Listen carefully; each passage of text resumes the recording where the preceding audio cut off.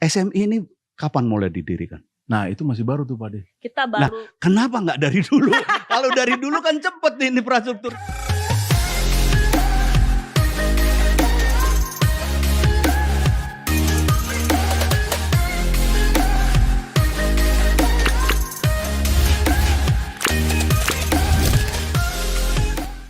Halo sahabat Infra, jumpa lagi di edisi podcast Ngobrol Pembangunan Indonesia. Dalam edisi kali ini, bintang tamu kita sangat spesial. Kalau saya sebut Indrojoyo Kusumonegoro, itu kira-kira sahabat Infra tahu nggak ya? Tapi kalau saya sebut Om Indro Warkop, pasti semua langsung tahu. Nah, beliau ini sosok living legend yang masih eksis hingga sekarang. Selamat datang Om Indro. Terima kasih Mbak Ira Kusno. Saya juga ada Indro-Indronya loh namanya. Iya. Pak, sebentar saya perkenalkan diri dulu bapaknya ya. Saya belum. Baik, saya Pak Om Indro juga tidak sendiri. Kali ini juga didampingi oleh Bapak Gozi Indra Kalah tenar jadi begini deh ya.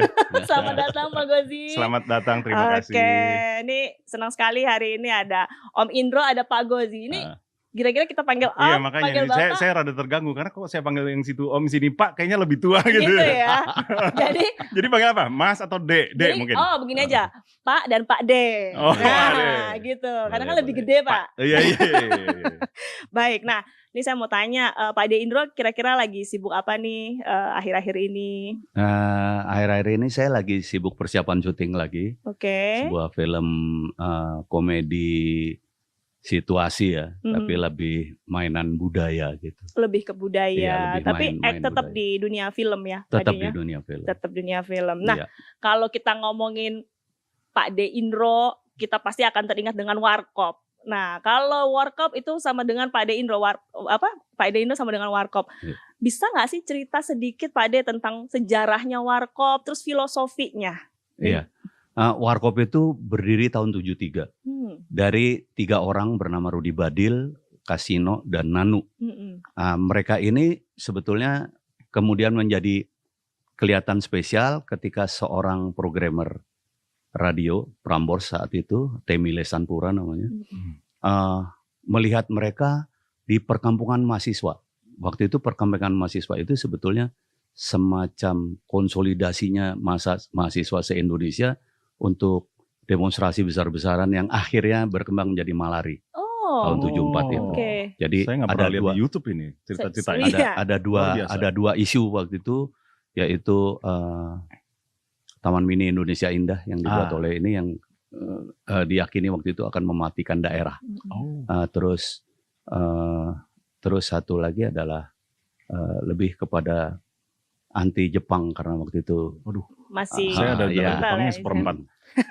Ya, yang akhirnya kemudian menjadi Malari itu ya. Malari. Mereka aktivis-aktivis yang kemudian dianggap lucu, dianggap mewakili mahasiswa banget, diminta siaran di radio. Sebenarnya jadi aktivis dengan garis lucu ya, bukan yang keras dengan mereka ini berbeda. yang lebih bukan aktivisnya yang yang motornya, tapi mereka lucu.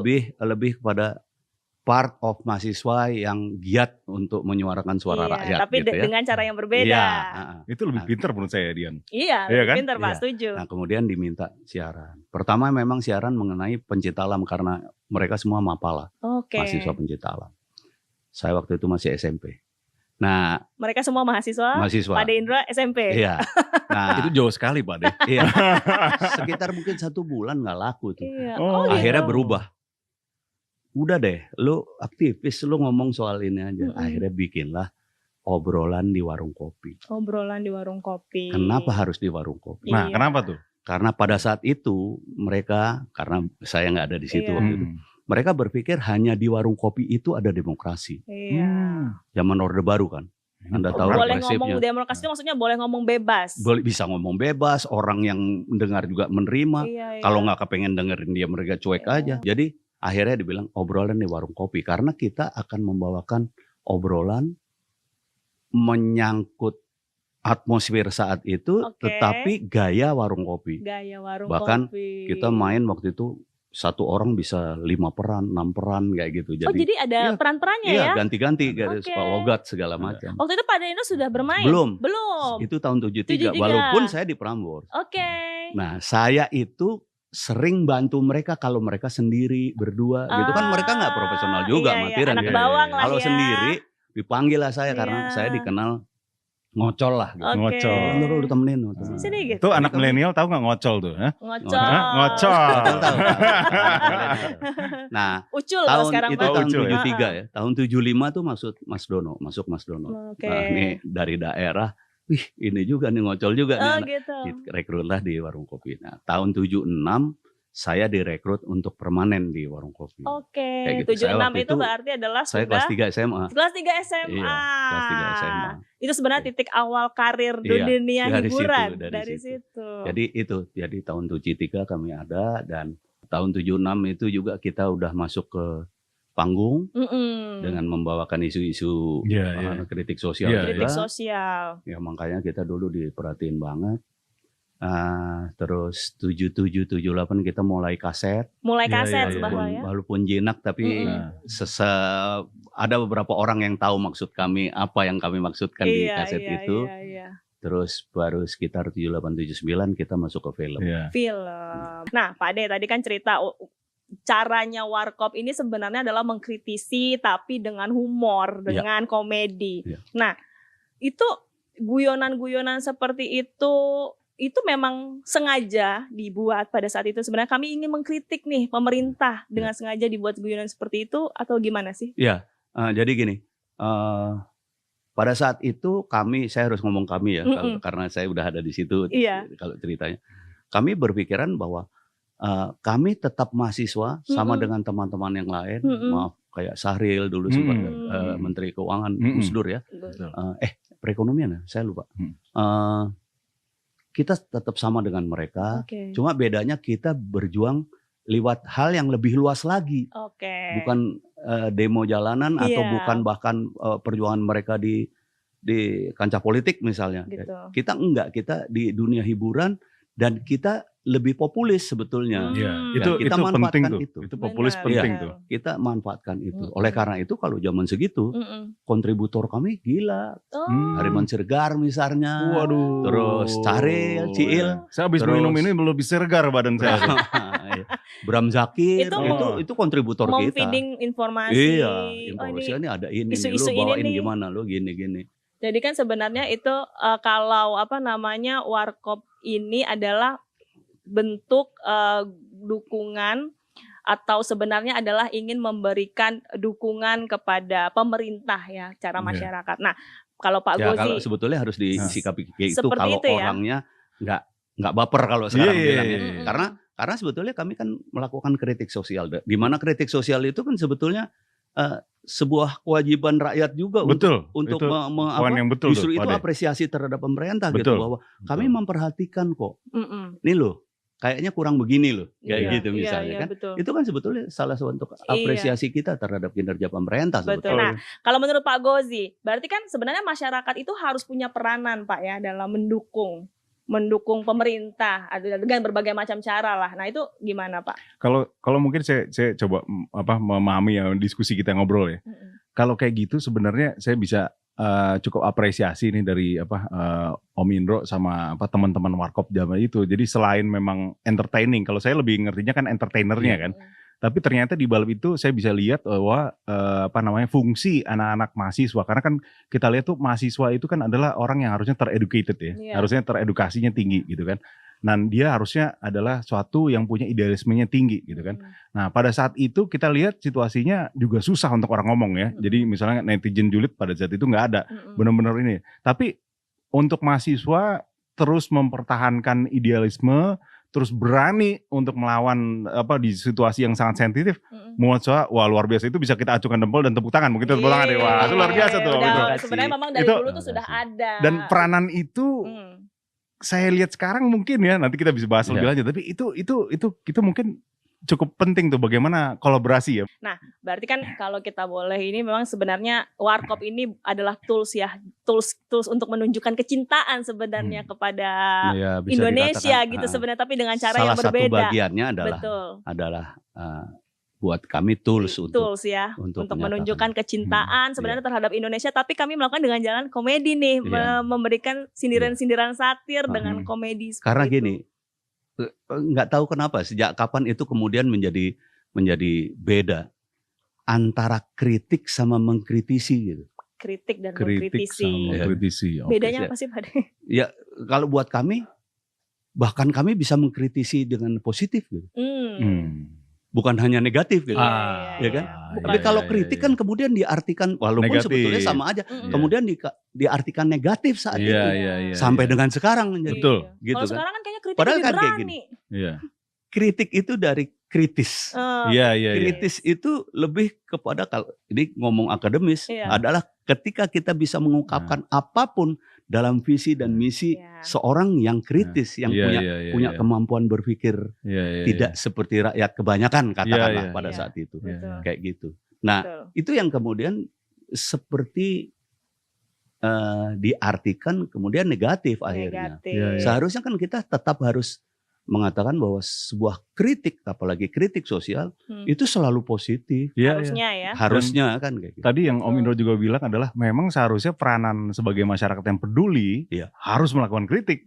Jadi walaupun kita misalnya milih pemimpin, kita pilih nih pemimpinnya, bukan berarti kita justru jangan kritik gitu kan. Karena kita pilih pemimpin, dia melakukan salah ya harus kita ingetin gitu kan. Saya justru kebalik. Harus begitu jadinya. Saya justru kebalik. Ketika saya milih pemimpin, saya yakin betul, tapi ketika ada sesuatu saya akan kritik. Nah, paling kuat mengkritiknya ya. Tapi justru kalau saya nggak pilih, saya cuek. Gua nggak pilih ya begitu. Jadi nggak lah. peduli. Kayak gitu. Jadi nggak peduli kelihatan. Benar. Walaupun sebetulnya salah sih. Benar. Salah. Harusnya dalam keadaan apapun saya harus punya peran sebagai masyarakat umum. Saya harus bisa mengkritisikan tadi saya bilang. Bisa baik, bisa buruk kayak gitu. Nah, sekarang kan sebagaimana kita ketahui kan kalau pemerintah sekarang ini memang sedang gencar membangun apalagi infrastruktur. Ini sangat dibutuhkan untuk kesejahteraan rakyat. Nah, apalagi dalam sebuah negara infrastruktur itu sangat diperlukan. Nah, menurut Om Indro, pembangunan infrastruktur itu seberapa pentingnya sih? Amat sangat penting. Saya kebetulan lulusan ekonomi ya. Oke. Jadi Anda tahu bahwa ekonomis pasti berpikir infrastruktur terpenting gitu. Betul. Dalam sebuah proses produksi, infrastruktur itu kemudian menjadi harus lebih dulu dipikirkan. Benar. Sebelum kita masuk ke komponen produksi yang lain kayak gitu kan. Kayak gitu. Jadi buat saya ketika kemudian pemerintah sekarang benar-benar memperhatikan infrastruktur, saya benar, kenapa nggak dari dulu ya? Saya berpikir gitu ya, jujur aja, gitu ya. Iya ya. Kalau saya mikir agak saya tarik sedikit pada cara berpikir akademisi gitu. Kebetulan saya lulusan ekonomi. Kenapa nggak dari dulu sih? Gitu. Mungkin kalau dari dulu infrastruktur ini diperhatikan, kita nggak ada istilah harus ada pemerataan pembangunan. Karena dengan sendirinya pasti ada pemerataan pembangunan. Buat saya, pikiran. Sebagai contoh kayak gini aja. Ketika kemudian di Papua sana, karena saya tahu benar semua apa yang saya omong, apa yang saya lihat ya. Jadi saya nggak kepengen, bukan hanya nggak pakai data, tapi saya lihat sendiri. Di Papua sana, ketika kita bensin di sini 1.500, di Papua sana 25.000 Mbak. Semen. Semen itu bisa 10-20 kali lipat. Lebih mahal dibanding bahkan bisa 50 kali lipat sempat di beberapa ini. Makanya mereka tetap pakai Honai. Honai ini apa ya? Honai itu rumah-rumah yang Papua gitu. Honai itu rumah-rumah Papua ya. Gimana nggak tahu? Saya juga baru tahu. Jadi itu sebetulnya. Jadi bagaimana saudara-saudara kita nggak kemudian merasa dianaktirikan di sana? Hanya karena nggak ada infrastruktur. Ketika itu dibuka dengan tol laut segala, bensin langsung itu, semen langsung sama harganya. Benar. Itu bukti. Dan kapan itu terjadi? Ya baru di pemerintahan ini sekarang. Saya nggak usah ngomong lah siapa. Tapi baru di pemerintahan sekarang. Betul.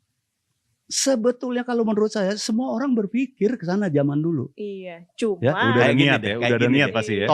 Kalau di Jawa kan saya dengar udah dari dulu tuh kepengen bikin jalan tol. Trans Jawa gitu kan. Trans Saya dengar Jawa. dari dulu. Tapi kenapa baru terjadi sekarang? Iya. Saya nggak pernah mikir MRT. gitu. MRT, ya.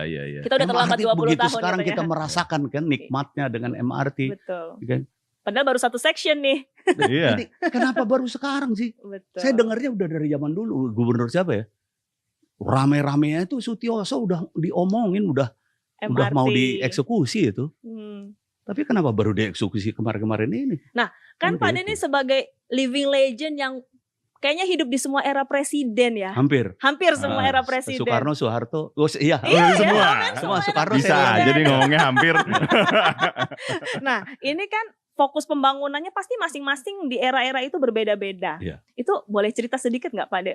Mungkin saya fokusnya apa sih? Saya Fokusnya sebetulnya nggak kepengen terlalu tajam kayak gini. Iya.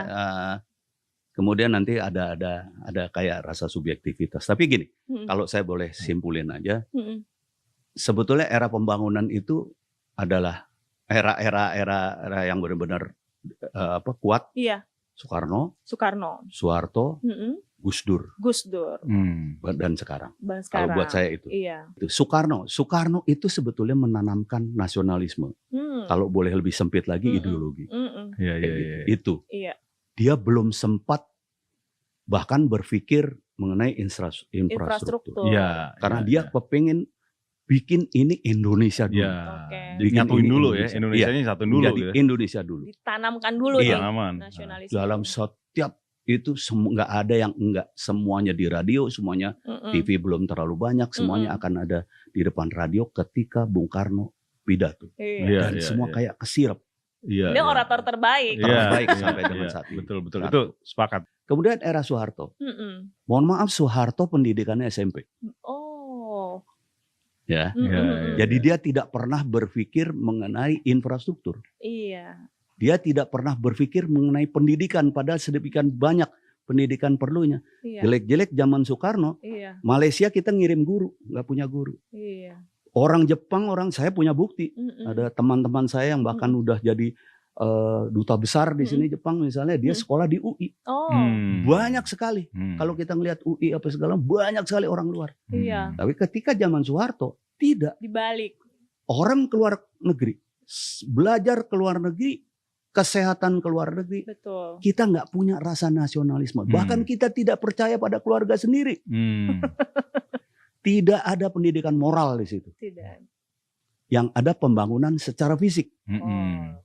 Fisik, saya katakan fisik. Karakter, maksudnya karakter. Tidak ada nasional. Tol Jagorawi itu kapan itu? Di Soeharto. Pak Soeharto ya. Datanglah Gus Dur. Gus Dur ini sebetulnya punya pikiran yang brilian benar menurut saya. Dia ini tokoh dunia, bukan tokoh negara kita aja. Dunia. Lintas agama, lintas apapun lah di dunia. Bahkan saya baca juga dari seorang menteri pada saat itu yang ngalamin 3 presiden, dia paling respect sama Gus Dur karena ternyata Gus Dur orang yang disegani di dunia. Dia selalu keluar negeri sama 3 presiden ini, tapi presiden ini yang benar-benar kelihatan banget semua orang, bukan hanya lamis kalau orang Jawa, bukan hanya secara physically menghormati, tetapi batin enggak. Tapi mereka merasakan betul bahwa secara batin mereka hormat betul sama Gus Dur. Bahkan dikatakan Gus Dur pernah selalu tidur ketika sambutan orang itu. Tapi begitu dia sambutan, dia jawab semua sambutan orang itu. Jadi tidur sebenarnya dia lagi mencerna mungkin ya Pak. Ya mungkin, saya nggak tahu. Kalau saya tidur beneran. Tanya apa di ini, digodang-godang, tolong ambilin, udah nggak bisa. Apalagi saya bangun. Apalagi saya gula. Ya kan? Nah itu. Tapi dia sudah meletakkan ini yang benar.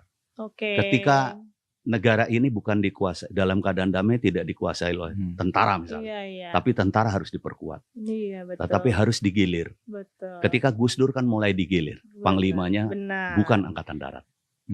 Ketika Soeharto merasa perlu untuk hegemoni kekuasaannya, harus angkatanku yang jaga aku.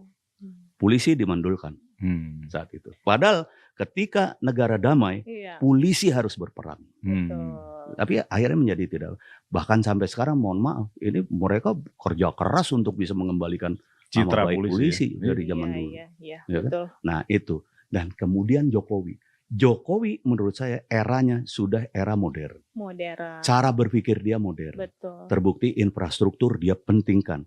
Itu Iya. cara berpikir ekonomis banget kalau menurut saya. Benar. Bagaimana dia berpikir sebuah produk, bagaimana ada produk yang bagus, tanpa ada infrastruktur dan komponen produksi yang lain yang baik. Betul. Kayak gitu. Sebetulnya gampang banget itu kok. Emang sesuai dengan kebutuhan sekarang ya. Terus kemudian semuanya dikembalikan seperti apa pikirannya Gus Dur. Polisi. Oke, lu polisi sekarang gua ini.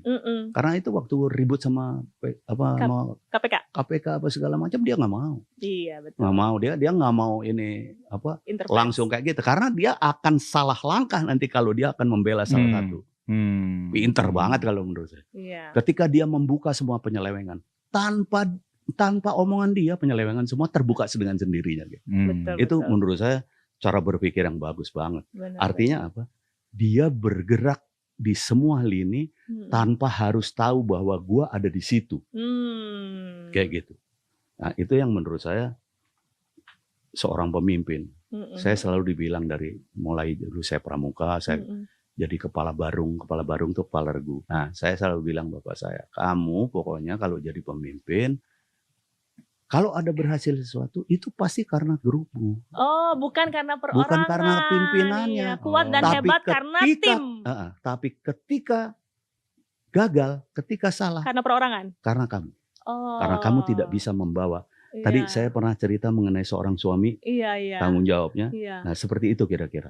Ketika ada kegagalan, pemimpinnya yang salah. Nah, itu atas dasar itu saya melihat seorang Jokowi seperti itu, bahwa dia mempertanggungjawabkan semuanya, dan bahwa ketika ada sebuah keberhasilan, dia akan mengakui itu keberhasilan bersama-sama dan keberhasilan anak buah dia. Betul. Bukan dia. Bukan karena menteri selalu disebut ini loh menteri ini memang begitu misalnya. Bukan dia. Betul. Padahal sebetulnya dia itu yang harusnya ada keberhasilan bagaimana dia mengarahkan anak buahnya. Betul. Nah, ini bicaranya dari hati nih, saya bisa. Dari hati. Bicaranya dari hati. luar biasa gitu kita ini. Nah, kan seniman itu selalu bicara dari hati. Iya. Dan seniman itu selalu jujur. Pernah dengar seniman itu adalah orang yang paling jujur. Iya. Kenapa sih Pak Ade? Iya, gini. Ketika kita menghargai sebuah kesenian yang namanya lukis. Iya. Saya nggak ngerti lukis, nggak bakal saya sok-sokan mau sosok ngerti. Karena jadi jelek jadi lukisannya ya. Penikmatnya juga gitu. Iya. Nggak, ini lukisan apa? Abstrak ya. Tapi ketika yang suka, dahsyat. Di semua tempat pada kesenian itu selalu ada kejujuran. Ada kejujuran. Iya. Semua sempat yang ada seninya original gitu, malah lebih original sih, enggak misalnya. Jangan berani-berani punya istri banyak kalau nggak bisa adil, padahal dia punya istri berapa dan tidak adil pula gitu kan. Kayak gitu. Itu banyak. Iya. Ini warung kopi banget berasa di warung kopinya berasa di Om Indro. Aduh. Jadi Pak Hegoji mau punya istri banyak? Enggak berani saya kalau saudara sama Om Indro ada ininya. Nanti dimarahin sama ini. Enggak. Kalau itu kan urusan semangat. Nah, ini kan tadi pembangunan di setiap era, kemudian tadi yang berbagai macam dengan visionernya masing-masing pemimpin kita ya. Nah, tapi kan di setiap era ini pasti ada yang cepat, ada yang lambat pembangunannya. Kira-kira tuh kalau Pak De boleh sebagai kita nih sebagai rakyat biasa, apa sih yang menyebabkan menjadi kendala lambatnya ini? Kenapa sih Pak De pembangunan infrastruktur kita itu? Mudah-mudahan saya benar ya. Iya. Mudah-mudahan saya benar, bisa juga saya salah. Vested interest. Kenapa? Ada kepentingan lain. Kepentingan lain, ada hidden agenda nih. Iya, kira-kira kayak gitu. Kalau menurut saya ya. Gitu ya. Karena sekarang ya buktinya mereka merencanakan kok. Berarti kan sudah ada gambaran itu kan. Artinya jalan berpikirnya udah benar gitu kan. Kenapa nggak bisa dieksekusi gitu? Dan menurut saya bangsa ini selalu gitu. Mohon maaf. Katakanlah undang-undang apa yang tidak ada di sini? Aplikasinya benarkah? Oke, betul. KPK betapa kita harapkan ya sekarang. Tapi sampai sekarang belum juga kan? Kalau kita bilang kayak mungkin kurang inovasi atau itu boleh? Enggak juga ya Pak De? Punya. Soalnya tadi saya bilang, ketika kita berpikir gini, kalau saya ngomongnya gini, ketika Warkop Kita harus ngomong kami. Kami. Jangan kita, kita atau kami. Jangan saya. Saya. Nah, ketika dalam sebuah kumpulan ini, komunitas ini, kita sudah ngomong. Kalau menurut saya kan jadi pimpinan. Saya waktu itu ambil kendali gitu. Udahlah. Udahlah. Ya, tidak kami, tidak kepentingan lebar, kepentingan luas, enggak. Pasti ada kepentingan lain di situ yang kemudian menjadi subjektif, tidak objektif. Saya yakin benar ketika semuanya menjadi objektif, ya udah jalan. Betul. Sekarang ini dengan clean and clear dibilang PKI si Jokowi, dibilang PKI, dibilang tapi dia tetap jalan. Bodo amat. Maju terus, membangun. Maju terus. Gua nggak ada kepentingan apa-apa kecuali gue mengabdikan diri gue untuk bangsa dan negara ini. Betul. Itu keren sih. Itu loh. Karena beliau dari rakyat. Iya. Kalau enggak, ya nggak usah jadi. Contoh paling gampang deh. Saya bukannya mau ngajuin diri saya. Warkop itu dari dulu. Dari mulai mau dibayar tinggi. Tahun 82. Untuk kampanye sebulan. Kami mau dibayar 1M. 82. Rumah saya tuh 17 juta. Waduh. Wow. Bayangin. Artinya 1 miliar untuk kami. Luar biasa. Bukan luar biasa lagi lah. Rumah di dulu Pondok Indah belum ada. Dulu Permata Hijau. Itu rumah paling mahalnya 250 juta. Masih lebih duit saya. Waduh. Masih ada kembalian ya Pak? Iya. Kalau mau beli di sana gitu. Kami enggak. Kenapa? Kami lebih melihat itu tanggung jawab. Bagaimanapun sebagai seniman kami punya tanggung jawab untuk bisa menyuarakan hati nurani rakyat gitu. Tetapi kami enggak seperti kami enggak dibayar.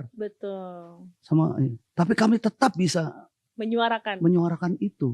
Nah, ketika kita dibayar oleh rakyat tapi tidak bisa berbuat sesuatu atau nggak bisa bersuara sedikit pun, tercabik rasanya ya. Selesai. Kalau buat saya neraka tempatmu udah. Waduh. Gitu. Dan itu butuh, kalau saya bilang ya, itu butuh banyak orang yang idealismenya juga pure ya. Jadi benar-benar dia mau, ini kalau mau penting ya udah jalanin gitu kan. Iya, betul. Apapun yang harus dilakukan, lakukan gitu kan. Iya. Ya, penting nggak gitu kan? Persepsimu apa? Sampai di mana? Iya. Seperti itu kan. Iya. Kayak gitu. Nah, ke Pak Gozi nih kan. Jadi kan tadi sebagaimana saya baru mau ngomong, gue mulu nih. Bosnya belum, bos. Baru mau dikasih kesempatan. Saya juga ikut nimpalin nanya-nanya soal jadinya. Pak Gozi, kan tadi kan Pak De Indro udah cerita nih di beberapa era-era presiden yang sebelumnya, terus kemudian kebutuhan infrastruktur ini.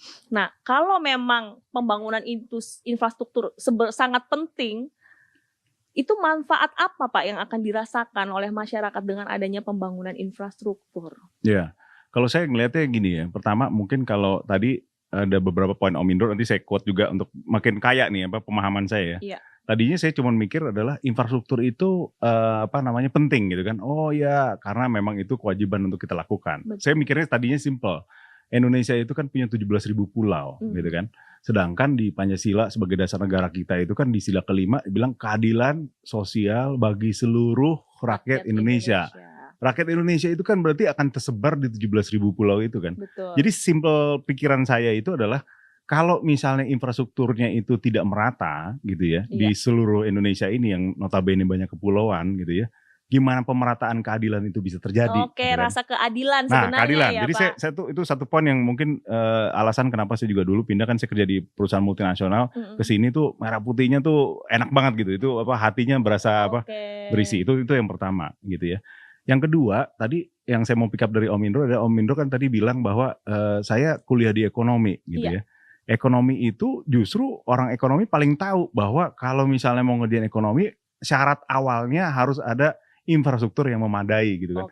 Nah tadi jadi kebuka tuh pikiran saya karena saya tadinya mikir cuman infrastruktur aja gitu kan. Betul. Dan tadi dia nanya tentang manfaat gitu kan, misalnya manfaat. Jadi mungkin kalau saya lihat adalah infrastruktur itu mungkin sesuatu yang memang harus dibentuk. Kalau misalnya tanya kalau disuruh pilih cepat atau lambat, mungkin Om Indro menurut itu kan kita pasti lebih pilih lebih cepat lebih bagus gitu kan. Karena itu yang paling minimum harus ada. Tapi setelah itu harusnya dilanjutin dengan ekonomi yang berkembang. Ekonomi yang berkembang ini kalau misal nanti suatu itu berkembang gitu ya. Kalau saya pikirnya mungkin ekonomi pada saat dibangun infrastruktur udah ada manfaat ekonominya nggak? Mungkin ada. Dari mana? dari yang dapat kontraktor gitu kan, yang dibeli lahannya itu yang immediate ya, yang immediate, pada saat gitu kan, itu langsung yang terasa. kerja di situ gitu kan, atau yang misalnya apa ada gitu kan, itu udah ada tuh dampak-dampak minimum. Tapi sebenarnya yang harus ditindaklanjuti, yang ini juga nanti jadi kepikiran yang statementnya dari Om Indro tadi adalah harusnya kalau udah ada itu masyarakat kita mau ngapain nih? Dengan kan udah ada nih fasilitasnya nih kan. Nah, harusnya berlomba-lomba lah berpikir. Pemerintah lebih berpikir penuh di daerah-daerah, saya udah ada jalan, saya udah ini, udah itu. Saya mau buat apa nih yang menghasilkan ekonomi tadi kan? Misalnya kalau pemerintah mungkin saya pikir, oh ya udah deh, sekarang saya bisa buat pasar gitu kan. Saya bisa buat rumah sakit. Setelah dia buat pasar rumah sakit, orang-orang kerja di pasar jualan dapat untung. Pemerintahnya juga dapat untung dari retribusi misalnya kan. Rumah sakit dapat gitu kan. Tapi saya pikir orang-orang itu masyarakat juga harus pikir nih, mau diapain gitu kan, sampai ekonominya makin lama makin apa? Bergerak gitu kan. Dan saya juga makin menjiwai bahwa kalau misalnya kan sekarang itu kabinet sekarang kan Indonesia Maju ya. Saya juga mikir jadi bagaimana Indonesia Maju itu apa sih definisinya kan? Pasti secara ekonomi harus kuat. Kalau misalnya ekonomi masih kuat, saya jadi lebih memahami nih. Jadi buat saya pribadi ya, jadi lebih memahami bahwa bener ya, saya kerja di perusahaan yang di infrastruktur itu jadi meaningful ya. Saya jadi tambah semangat tuh Om Indro jadinya ya. Karena memang kalau nggak ada infrastruktur Indonesia Maju ya itu jadi lebih susah. Fungsinya jadi berasa banget. Berasa. Nah, itu jadi saya jadi makin berisi tuh makin semangat saya jadi. Makin nasionalis ya. Jadi kalau saya pribadi mungkin take-nya dari hal itu tuh. Dan bagaimana tadi kalau misalnya dari pengalaman dari Om Indro tadi bilang ada yang zaman yang mungkin cepat, ada yang mungkin lebih lambat dengan segala macam kendalanya ya. Mungkin itu bagaimana untuk kita cari solusinya supaya lebih cepat gitu kan. Ya, itulah dinamikanya yang begitu ya. Harus kita alami. Betul. Gitu. Dan kalau dari SME spesifik, salah satu kendala mungkin yang kita rasa mungkin adalah kebutuhan dana. Kalau saya ya ngeliatnya ya, justru itu karena proyek infrastruktur itu kan nggak murah ya pasti ya. Kalau saya mungkin mikirnya itu. Nah, berarti kan tadi kalau boleh kita simpulkan bahwa dengan adanya infrastruktur ini sebenarnya rasa keadilan sosial ini tadi yang ingin diciptakan. Ini kan kelihatannya memang lebih politis. Gitu ya. Jadi dia lebih bisa ngomong kayak gitu ya. Saya juga tadi mikir, kok gua nggak ngomong gitu ya. Padahal maksudnya itu gitu. Padahal saya ngomong tuh gara-gara Om Indro. Gitu. Orang-orang rendah hati tuh gitu. Merendah dulu untuk meningkatkan mutu. Begitu Bang.